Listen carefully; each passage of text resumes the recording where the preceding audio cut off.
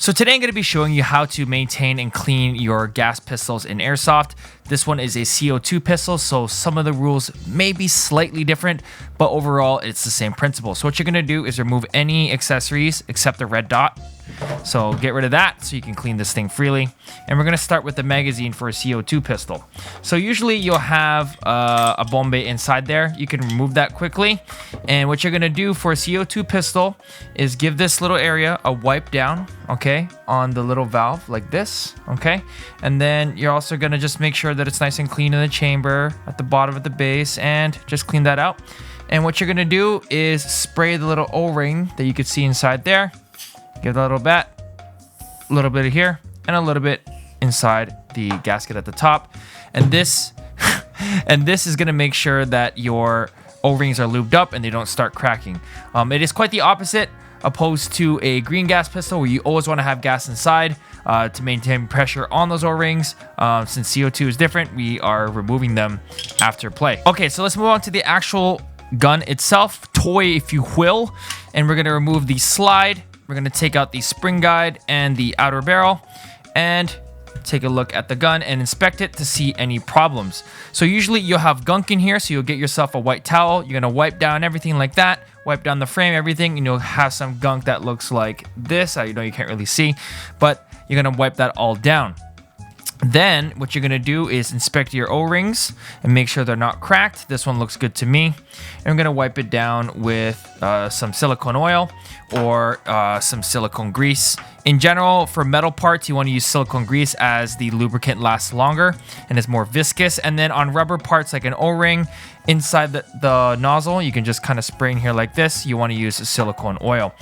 So for these metal parts here, since you can see that there's a little bit of wear and tear on them, that means they're touching metal with metal. So you're going to get yourself some silicone grease, just a little bit on your finger. Make sure you don't cut yourself on some of the random sharp parts.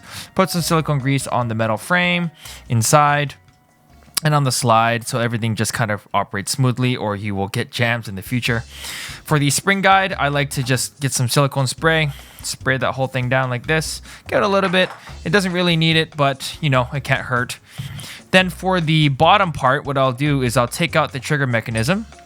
Some pistols don't have this function, but it is easy on the M17. Kind of inspect it a little bit, make sure everything's good. Look, we got some gunk there, so I'm going to wipe that down.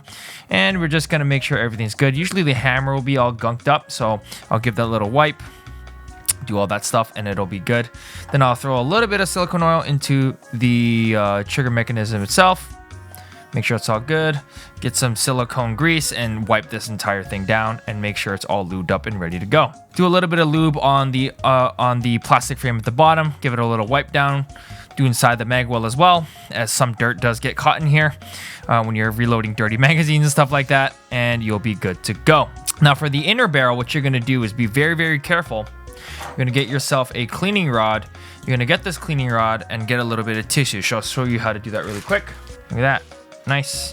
And then you're going to be very careful while twisting around inside and making sure that when you hit that hop rubber, you don't actually hit it hard. Ideally, you would remove the entire inner barrel, but I'm too lazy, so I kind of just be very, very careful until I feel a little resistance. I feel the hop right there. Pull out very, very gently, and then know where my limits are. Don't try that at home. Now for the hop chamber, for the packing, you can do a tiny, tiny bit of silicone oil, silicone spray. But be very, very careful, because if you hit the hop rubber or the nub, it's gonna become very, very slippery, and then you won't be able to actually have a hop effect. So you have to shoot like a bunch of shots through it, if that does happen. And then like maybe after 100 shots, the hop will dry up again. So then you're going to reassemble your pistol. Reassemble your pistol. And there you go. So the last thing you're going to do is you would get a CO2 canister, screw that in, and then, you know, run some gas through the system with a couple shots. With the gas pistol, obviously self-explanatory. Run some gas through it so that the entire system kind of moves and all the kind of silicone work that you did kind of spreads around throughout the pistol. I'm not going to do that for this video because I don't want to waste a bombe for that, because then I would have to use up the entire thing, and that's a waste of money.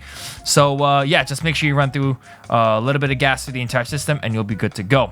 Make sure you clean your pistols after every game outside For indoors, you could be a little more lenient, but it is always good to maintain your pistols just like a real gun. But anyway, guys, thanks so much for watching. We'll see you guys next time. Peace.